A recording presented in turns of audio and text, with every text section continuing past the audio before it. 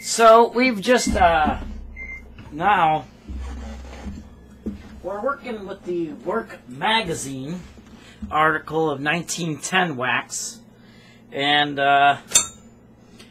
so we are now taking the cylinders out of mold.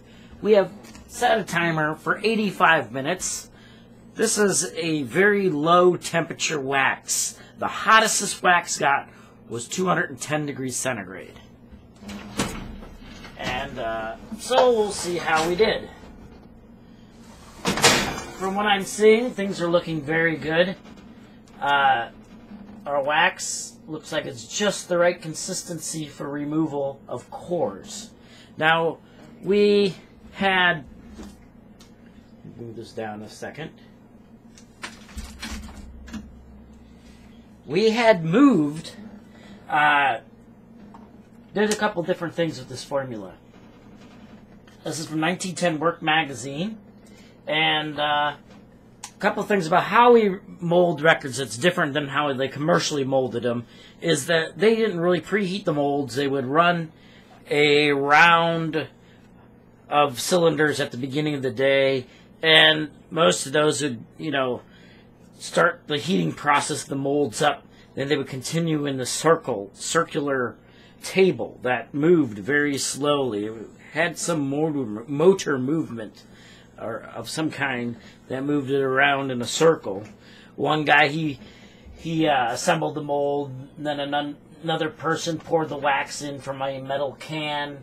The next person put wet rags around the molds, and then another person then pushed the outside of the mold off. Yeah, that's right. They took the outside of the mold off first, and then took the core, unscrewed the record from the core with gloves. But we try not to do that. Whew, I almost tipped the stove over, so we need to move this a little bit over this way. We don't want to be tipping the stove over.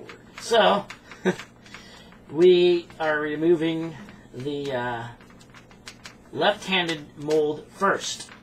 I decided I'd mold 2 records at a time. I'm going to do actually 4 castings today. Woohoo! That's a high production day. 4 records. I have to do that. I have Fridays, Saturdays, and Sundays off. So those are my cylinder working days.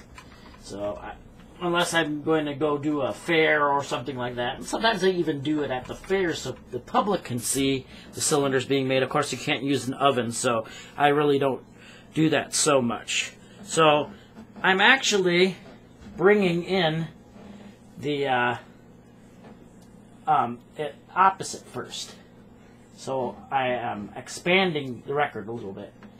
And then this is opposite the other one. So in order to extract it, I have to... This is very hot, by the way. Pretend like I'm going inside, and then it unscrews. This one's kind of still pretty plasticky, but it's got a spiral in it. Not a very great one, but it's good enough.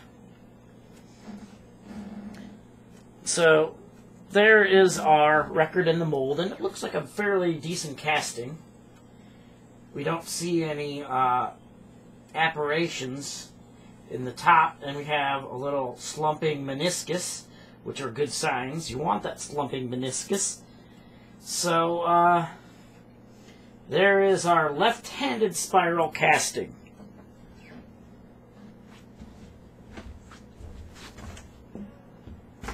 Okay. Now, I always have to immediately, bear with me here, we clean the mold right after molding. We clean all the excess wax. We have this old towel that's for that purpose only. Getting the wax off of the mold. So we don't want any of these things in the spirals when we mold our next record. And we will be reusing these molds today.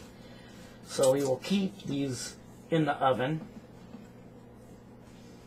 And our preheat today was at about 235, 240 degrees Fahrenheit. is where we kept the air temperature in the oven, and the wax slowly cools. We don't believe in force cooling anything here. It has to be slowly cooled. So, excuse me while I cleaned up my mold. So, our core is all nice and clean for the next casting. And I'm not using any graphite, because when you use this process, the heat of the mandrel actually lubricates the record as it comes out. They used graphite and French chalk at first to lubricate their molds, and later on they consider the mold, or the wax, as self-lubricating of the mold. And as we saw, we got plenty of time for the other mold. I'm not worried about it. But the casting looks really, really good. My object really eventually is to make some of the best blanks out there on the market. Now, there's a lot of controversy among the astute, liberally collectors of, Sean Borey's blanks. But because I'm always working on constantly to improve them. Well, so did Edison, too. He wanted to constantly improve them as well. So, little tiny things, not necessarily the formula. These cylinders are all made out of the same thing. Hydrated aluminum, stearic acid, and ceresine wax. The original 1910 work formula, wherever it came from, actually called for paraffin. And we might do an experiment with doing it exactly the same, but substituting the ceresine for paraffin. But I believe there's going to be a little bit more noise from using paraffin wax. We might also do another experiment with beeswax, but we're still around the same, keeping the same thing in constant. So our next thing we're going to do here is, moving out of the way a little bit, is we're going to then remove the core from the right-handed mold next.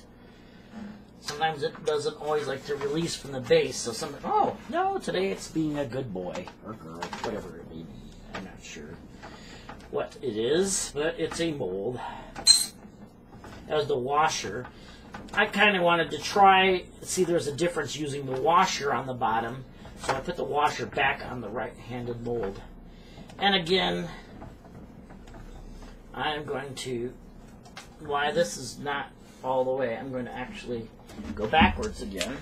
Well, this is opposite of the other one, so this is actually righty-tighty, lefty-loosey. Well, the other one was lefty-tighty, righty-loosey. Instead of that, so it was a left-handed mold. I wasn't paying attention when I was making the mold, and it didn't hurt the blank, because these are plastic at this point still. They're not at all. Oh, that's a nice end on there.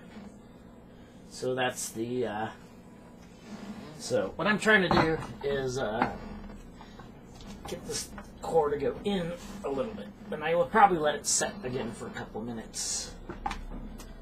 Get a couple wax down there.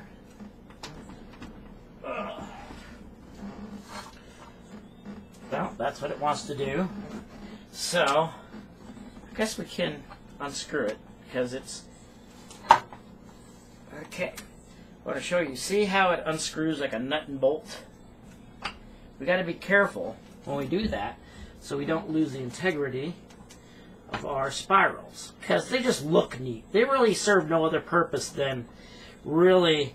They do serve a couple purposes. Oh, this one actually turned out nicer with the spirals than the other one did. You can see. Pretty nice. I like this color. It's kind of a cream color. And I just love that cream color on the cylinders. It really makes them look nice. This is a nice looking, these are nice looking blanks. Most of the ones that I've made recently from this formula I've been very pleased with. And the molding temperature, everything. I could have probably left these in the oven for another 10 minutes. I set these at 80 degrees, or 80 minutes, no, 85 minutes. I can beg to leave them in for about 95 minutes. It's July. It's hot. I had the air conditioner going, but when you are demolding cylinders, you must shut off your air conditioning and any flow of air. Flow of air is bad for cylinders. Running any kind of fan into the mold or anything like that, you are making little air currents go and changing the molecular structure of the wax. It's a bad, bad idea to have anything blowing on the mold. I know, because when I first started molding the same exact formula, I used to blow a fan. There's pictures on the internet of my old setup with a nice stainless steel countertop, and then the lab melter, and then there was this fan blowing on top of the mold, and it created all kinds of problems. So we try not to have any, we try to slow down the cooling as best as we can, because that makes a better, quieter blank. And this formula, I have not really found anything that's better than that. I've gotten away from this formula, and there's nothing wrong with the formula. At the time I was making it, the molding technique was very crude. As I said, I poured it into a stainless steel is not a good thing for cylinder wax. I don't know what. You would think it would make excellent cylinders. It somehow reacts with the cylinder wax and makes an inferior casting. So I must say that stay away from making any of your cylinder molds out of stainless steel. Don't do it. Keep your cylinder molds of steel or iron or all brass. Yeah, some of the old ones were brass or iron. That's what the original molds are made out of. So steel is fine. Stainless steel's no. Aluminum is okay. But don't mix metals together, because you have an aluminum and a steel part. You're creating, through the alkalinity of the wax, you're creating a current through the wax, very low voltage, very low amperage, but there's a current going in there, and you have to have then must heat the mold up to about 450 degrees to compensate for the current that's flowing from the steel to the aluminum in the mold. And that will decrease your dendrites. But this is we're molding here, and that concludes this molding